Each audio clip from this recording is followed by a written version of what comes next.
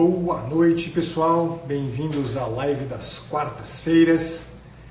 Live na qual há um tempo eu venho falando sobre maturidade, amadurecimento.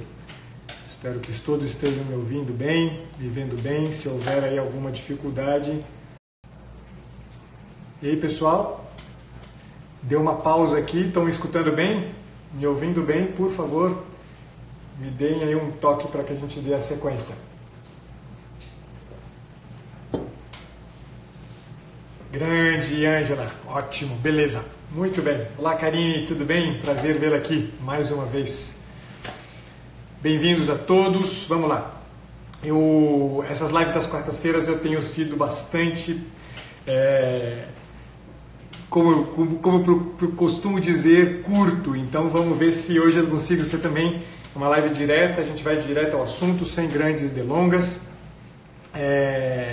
E a gente vai ter a oportunidade de conversar um pouquinho. Hugo, as lives, eu estou preparando alguma coisa aí para em breve a gente fazer disponibilizar para você um material legal, tá bom? Então, eu tenho deixado só as 24 horas aqui disponíveis, mas logo, em breve, alguma coisa vai virar desse material aí, fiquem tranquilos com relação a isso. Fernanda, é o que eu acabei de dizer para o Hugo, eu vou deixar disponível para vocês as 24 horas que ficam disponíveis aqui as lives, e depois a gente em breve alguma coisa vai virar esse monte de material que eu estou produzindo aí sobre maturidade, tá bom? Fiquem tranquilos que novidades vêm por aí. Este ano é um ano de muita produção, então tem coisas boas para sair por aí. Então vamos lá, vamos dar sequência, sem delongas, caminhamos. Vamos lá, senhor. Não, eu não sou, deixa eu só responder algumas perguntas rapidinho aqui. Eu não sou psicólogo tomista, sobretudo se entende psicólogo tomista como alguém que tenha formação em psicologia tomista, aquela que o Silveira, agora eu me esqueci o primeiro nome dele, me perdoem, que vergonha minha, aquela que ele vem dando, e tampouco o do Martim Echevarria, apesar de eu conhecer o trabalho tanto do Martim Echevarria, como também ter me dedicado aí um tempo bastante longo aos estudos da psicologia filosófica aristotélico-tomista, que foi um objeto de trabalho da minha tese de doutorado. Tá? Foi um dos objetos sobre os quais eu me debrucei na minha tese de doutorado. Vamos lá, chega de conversa fiada, vamos embora. A gente tem falado aí nas últimas semanas, nas lives das quartas-feiras, tem falado sobre maturidade, tá? Hoje eu quero assumir mais um aspecto dessa questão da maturidade. Sempre estou pegando pequenas pílulas bem sintéticas de aspectos tanto da maturidade quanto da imaturidade. Eu diria até que o ponto de partida para todos nós deve ser sempre a identificação em si mesmo, quer dizer, de uma dinâmica que se aproxima bastante da imaturidade, né? A marca fundamental, né, na verdade, da grande maioria das pessoas com as quais eu venho lidando, e muitos dos que aqui estão e que procuram ajuda, é justamente, né, a marca de um incômodo, né? Um incômodo com um caminho de enfrentamento, né? Uma forma de enfrentamento da vida, marcada por isso que a gente tem chamado aí de imaturidade, tá? Então, acho que o ponto de partida deve ser sempre esse, né? Vocês fazerem um diagnóstico de si mesmos, né? Que nasça do incômodo, que nasça de um mal-estar, que nasça, sobretudo, da percepção em si mesmo, né? Quer dizer, uma dificuldade de caminhar, né? De uma dificuldade de dar um passo fundamental. Nesse sentido, né, eu começo sempre, como eu tenho feito com vocês, nessas lives mais curtas, trabalhando sempre com 4 pontos fundamentais. O primeiro ponto que eu vou apresentar para vocês é uma premissa, e depois eu desenvolvo o tema em 3 pontos bem sintéticos, muito rápidos. A premissa que eu queria apresentar para vocês hoje é a seguinte: a experiência da maturidade é uma experiência que nos impõe uma concepção da própria vida marcada pela clareza de consciência do próprio fim, pela clareza de consciência da finalidade da própria vida. Quer dizer, quem, né, é maduro, em alguma medida, reconhece a dinâmica da própria vida dirigida, né, norteada por uma finalidade clara, uma finalidade da qual a pessoa tem consciência.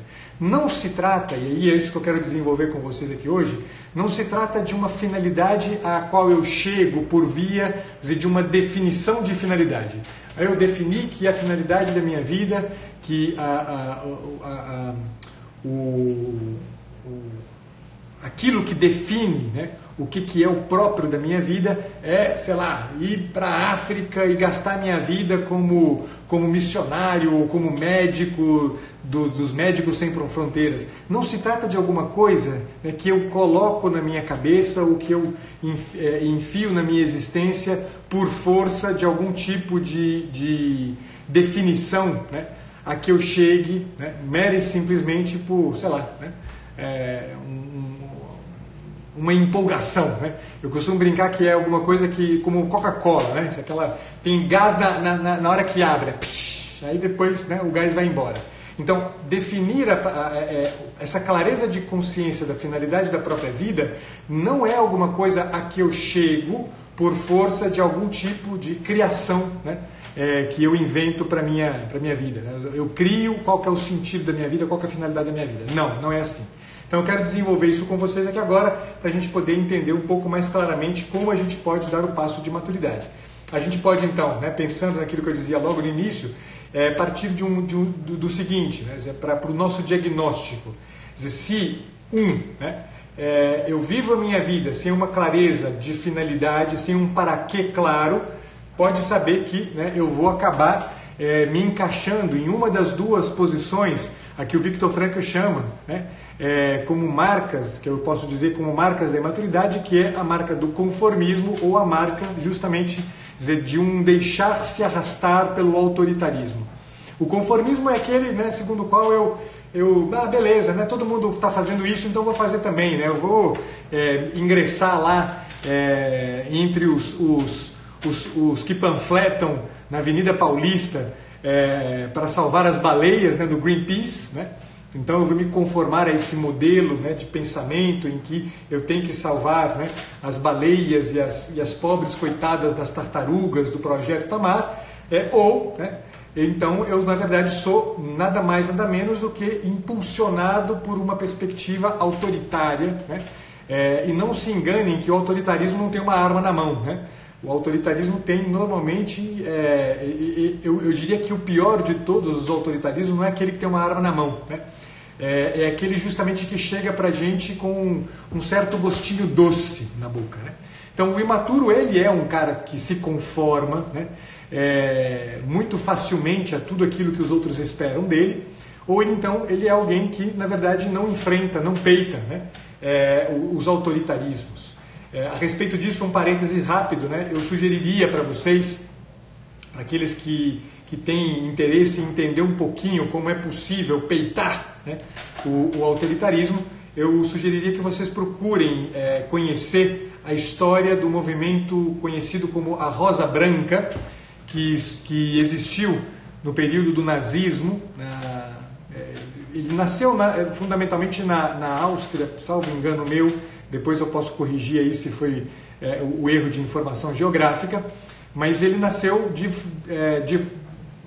entre jovens universitários novos, né, meninos de 17, 20 e poucos anos de idade, né, que resolveram peitar o nazismo e o fizeram de uma forma muito impressionante, né, e certamente deixaram marcas muito significativas no meio, sobretudo, do ambiente universitário no período da Segunda Guerra Mundial, lá nos países que estavam dominados pelos nazistas no período da Segunda Guerra Mundial. Ali vocês têm um pouco uma ideia de como é possível, né, apesar de todo o autoritarismo, a gente enfrentar de peito aberto e, em alguma medida, colocar o dedo, né, na ferida deste autoritarismo. Mas, enfim, isso é um parêntese, fecho parêntese e avanço.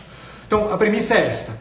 É um sinal evidente de maturidade, né, uma clareza de consciência da própria vida como uma vida dirigida para um norte claro, uma vida dirigida para um para quê, para uma finalidade claramente da qual eu tenho uma consciência clara, tá bom? Vamos lá, o primeiro ponto que eu queria trazer para vocês é o seguinte, né? O que quer dizer ter uma consciência clara do próprio fim, né? Ter uma consciência clara da finalidade da própria vida. Eu para falar sobre isso, eu acho que tem três características de uma consciência da finalidade da própria vida que servem para a gente começar, né, a verificar em si mesmo, né, se eu sou ou não sou maduro, se eu tenho ou não tenho essa consciência. A primeira, né, é que, e talvez seja a mais evidente de todas, a mais óbvia de todas, né, é que quem tem a consciência do próprio fim é alguém que sabe para que existe. Né? Quer dizer, qual é o para que da minha vida? Né?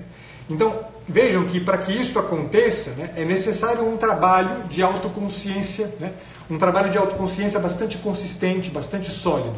Então, essa é uma primeira característica aí, né, do afirmar a própria vida como uma vida consciente do próprio fim, da própria finalidade.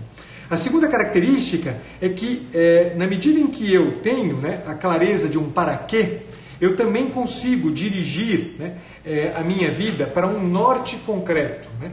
E vejam que eu estou falando de um norte concreto, não se trata de alguma coisa que é um ideal que eu tenho na minha cabeça, eu vou salvar o mundo, vou tornar o mundo melhor, e tudo isso como fruto de uma ideiazinha que eu tenho na minha cabeça. Quer dizer, é um norte concreto, quer dizer, eu tenho uma definição, né? A minha vida tem uma direção, né, marcada por uma concretude que tem tudo que ver com uma compreensão de qual é o dever que eu preciso cumprir na minha vida.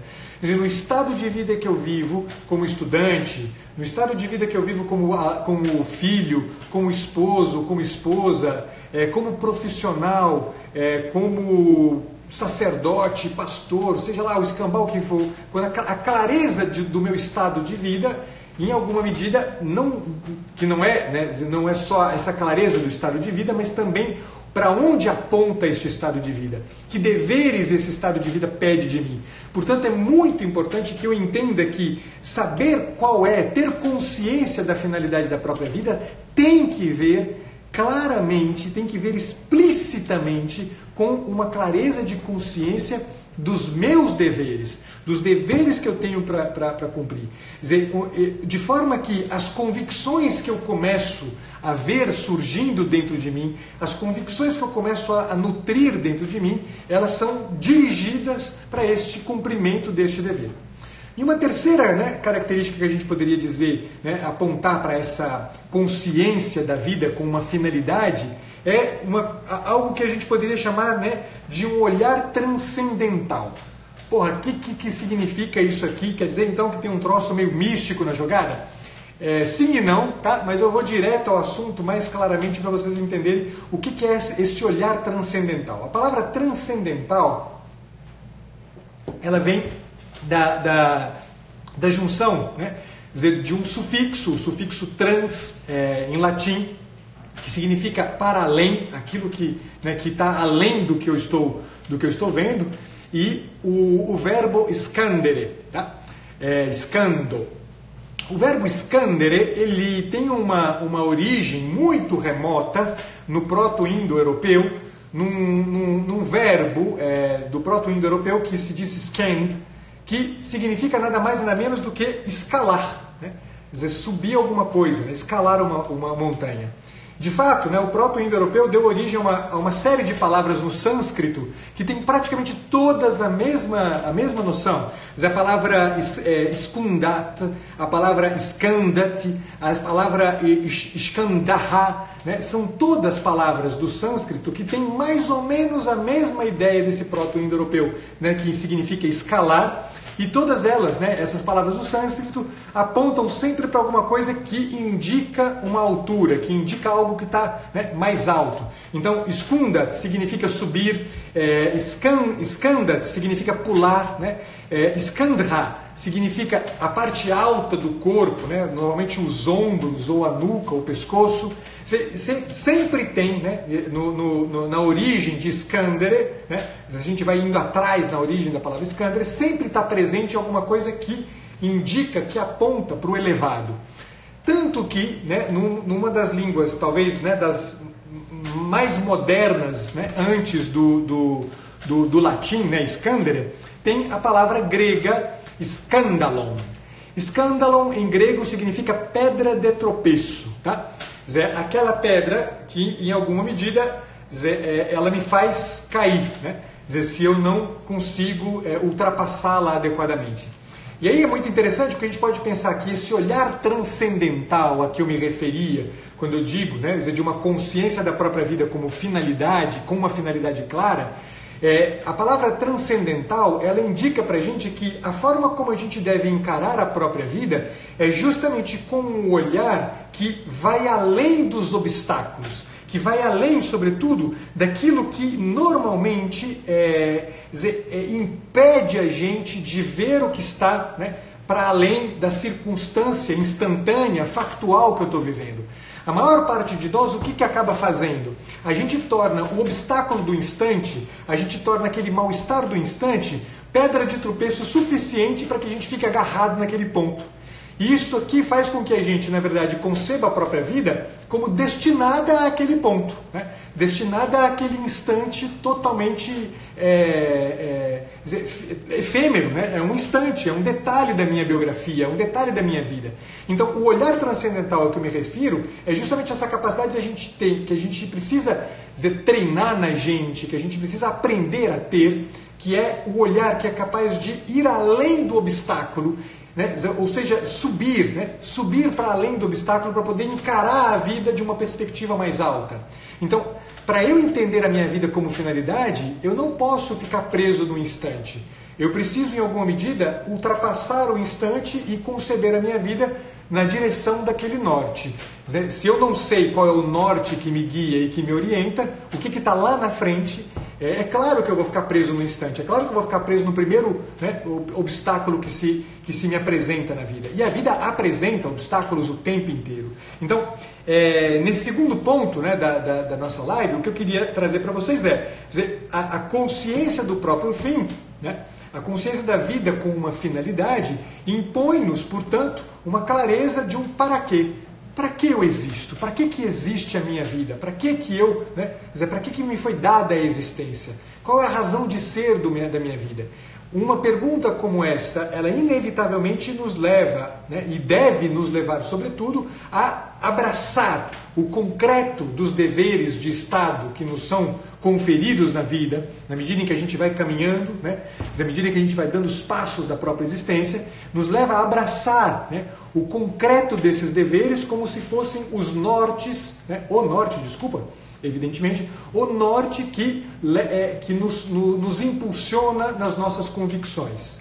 E, finalmente, né, nesse ponto também, essa consciência da própria finalidade, ela tem algo dessa capacidade de um olhar transcendental, essa capacidade, portanto, né, de enfrentar a vida numa perspectiva mais alta, né, no enfrentar a vida elevando-se acima dos obstáculos que a vida nos impõe.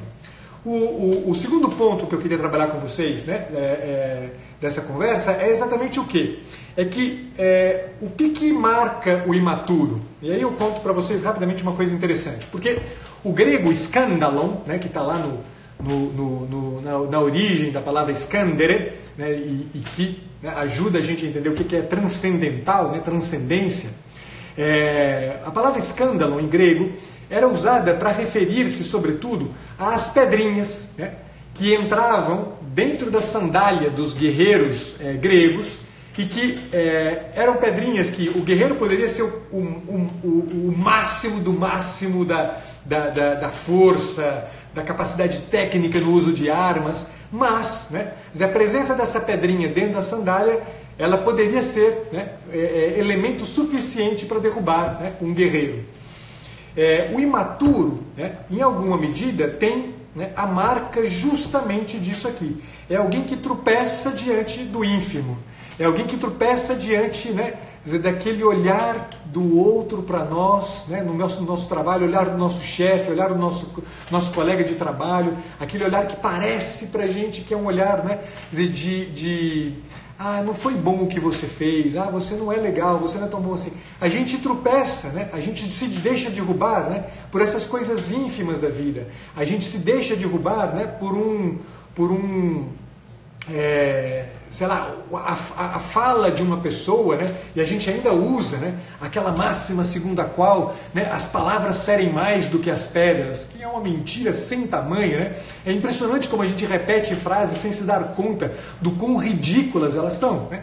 Quer dizer, as palavras ferem mais do que as coisas, que as pedras, mas de onde que tiraram isso? Palavra não fere porcaria nenhuma e absolutamente ninguém, né? Palavras não ferem, né? Vai levar uma pedrada para você ver, né? E aí você vai entender o que efetivamente é ser ferido, né? Quer dizer, as palavras dos outros se tornam para a gente coisas sobre as, né, que nos derrubam, que obstaculizam a nossa caminhada, né? Quer dizer, o olhar do outro se torna um obstáculo, se torna um inferno para a gente, como o triste Jean-Paul Sartre afirmava, né? Ou seja, o imaturo, né, ele tropeça no incômodo, ele sempre tropeça, né, naquele pequeno mal-estar que a vida impõe para ele, e que não impõe só para ele, impõe para todo mundo, cacete, todo mundo, né, e o tempo inteiro enfrenta incômodos na vida. Não é possível viver uma vida sem que, em alguma medida, em uma medida larga, a gente seja incomodado pelas circunstâncias que a vida nos apresenta.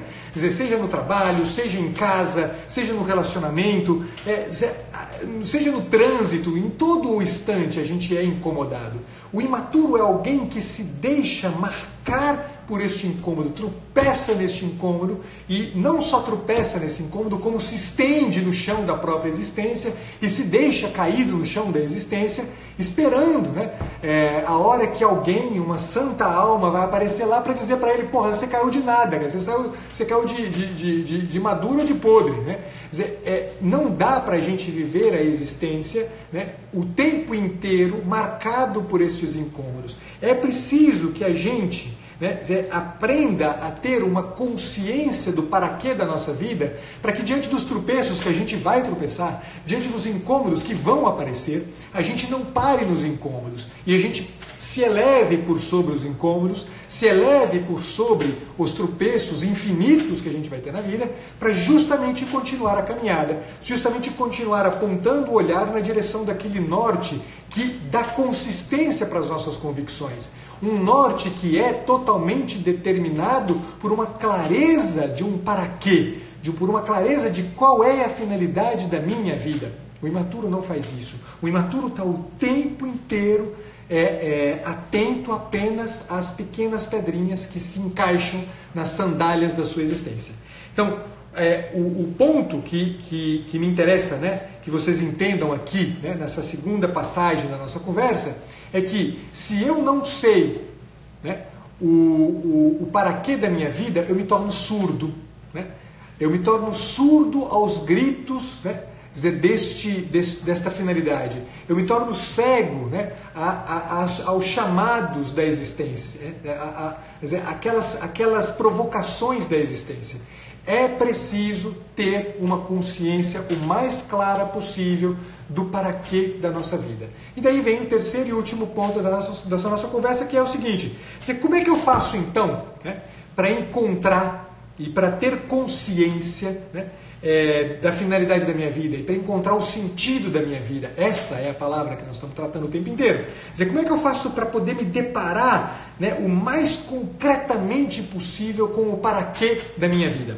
Eu vou ler para vocês um trechinho desse livro aqui, Sede de Sentido, do Viktor Frankl, um livrinho, imagina, um livrinho de 60 páginas, tá?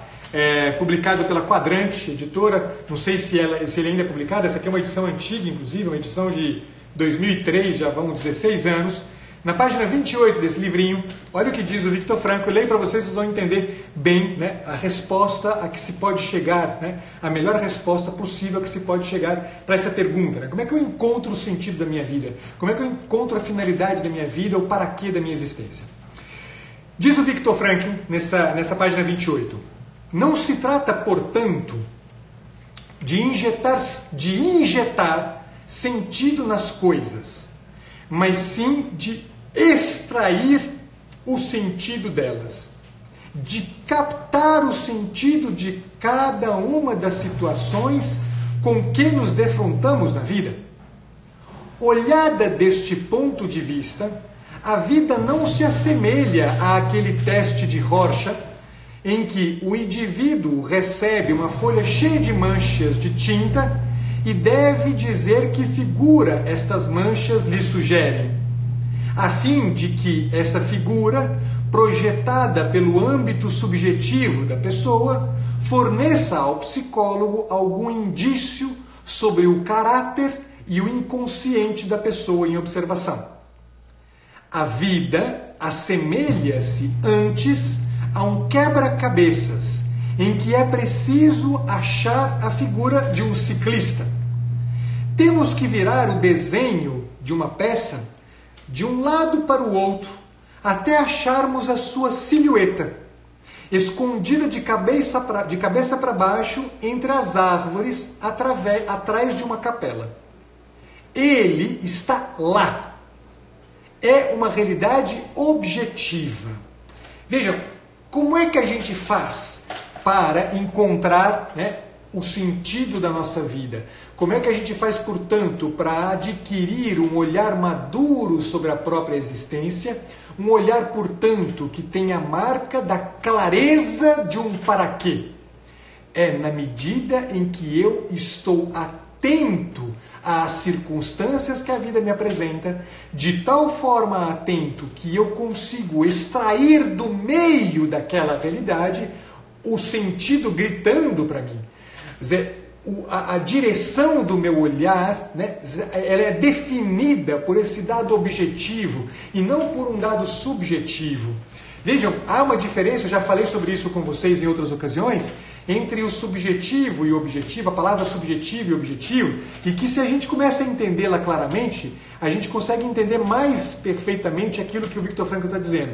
A gente normalmente concebe, objetivo como uma coisa fria, uma coisa lógica, uma coisa definida por algum tipo de determinação. Sobretudo porque a nossa mentalidade é uma mentalidade muito marcada por esse cientificismo moderno, segundo o qual a vida tem que ser definida por aquilo que é positivamente material, que tenha clareza material.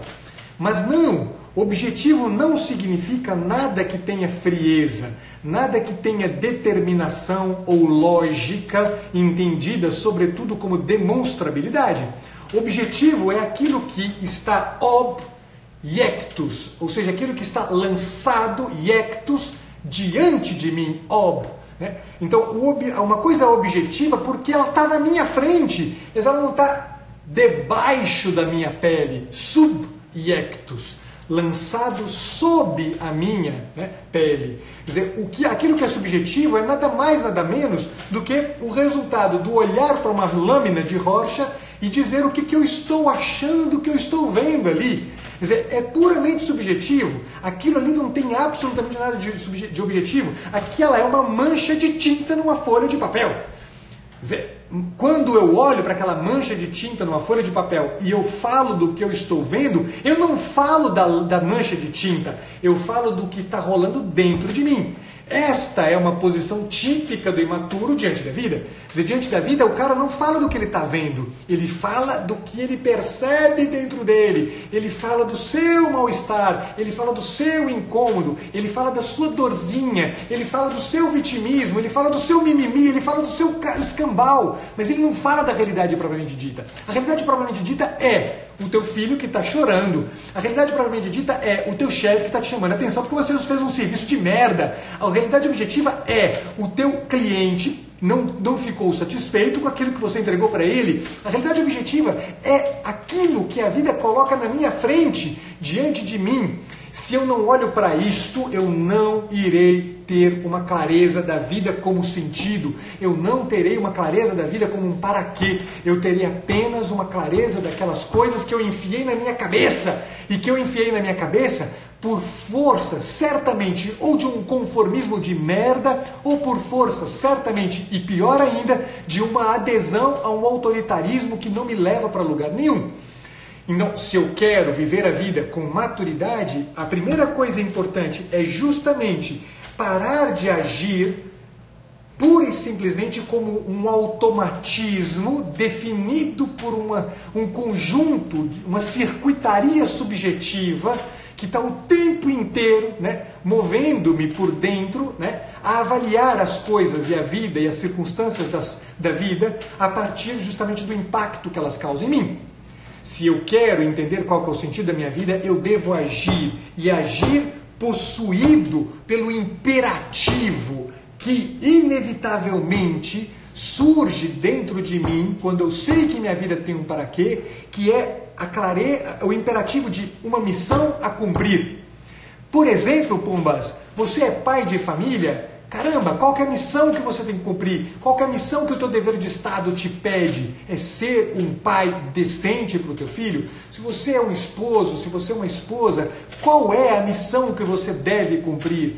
É exatamente assumir o imperativo que esta condição te impõe, o imperativo de ser o melhor esposo, de ser a melhor esposa. Se o seu dever de Estado é você ser um estudante, porra, seja um estudante, cacete, seja o melhor estudante que você pode ser, nas circunstâncias desgraçadamente ruins que a gente encontra hoje, na escola, na universidade, seja lá onde for. Assuma isso para você, esta é a sua missão para cumprir, é isso que objetivamente está lançado na tua frente. Se você não olha para isso, nego, você não vai entender o paraquê da tua vida, você vai ficar enfiando um monte de propósitozinhos definidos por uma série de imagens vazias, absolutamente vazias que você enfiou na sua cabeça.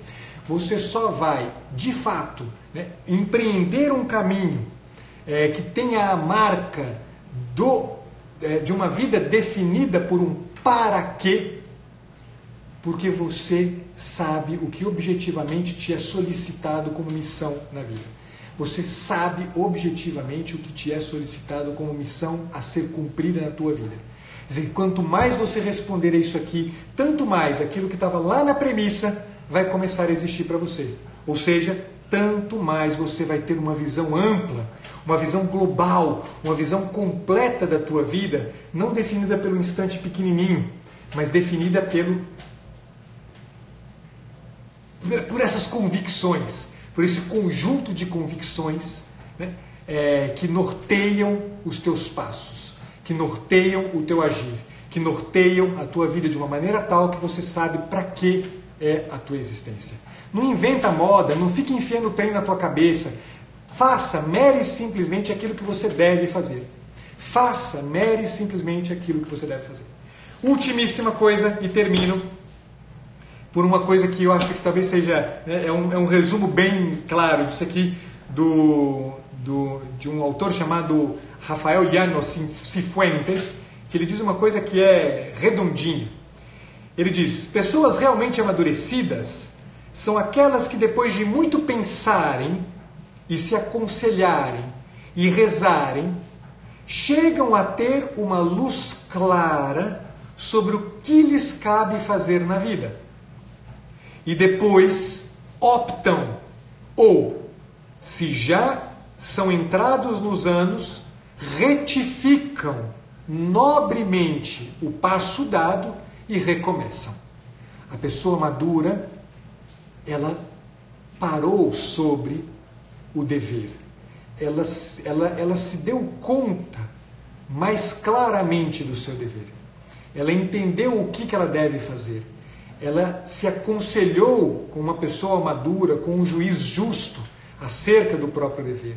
Ela rezou sobre isso, ela meditou sobre isso, ela gastou tempo sobre isso, de maneira tal que ela opta por isso, ela se decide por isso. E se decidir por isso, muitas vezes tem a marca de uma retificação, a marca de um se dar conta de que, putz, espera lá, né? Fiz tudo errado, que cagada. Então agora eu vou corrigir o norte e vou seguir na direção correta. E isto aqui o faz de maneira nobre. Recomeça tudo outra vez e dá o passo necessário, aquele passo que deveria ser dado. Cada um de nós é convocado cotidianamente a este passo de maturidade. Cada um de nós é chamado, provocado pela vida, provocado pelas circunstâncias, não a parar nas circunstâncias como obstáculos e pedras de tropeço, mas é chamado a ultrapassar, ir além desses obstáculos, passar por cima desses obstáculos, como quem sabe a direção que está seguindo. Do contrário, não vai caminhar. Do contrário, não consegue caminhar. Ok, pessoal? É isto. 35 minutos, avancei 5 minutos do que eu havia me proposto, mas eu gastei 5 minutos no início dando oi para vocês e respondendo algumas perguntas muito rapidamente. Então, deu os 30 minutos que eu queria. Povo, muitíssimo obrigado. Amanhã tem live com o Kik. A gente vai falar sobre ser homem. Preparem-se, porque inclusive essa conversa entre mim e o Kik amanhã é uma conversa que vai lançar aí uma proposta para vocês a partir da semana que vem. Eu vou fazer uma live aí semanal sobre ser homens. Então, aguardem a conversa da gente amanhã às 21 horas aqui no nosso perfil. Fiquem com Deus, até amanhã.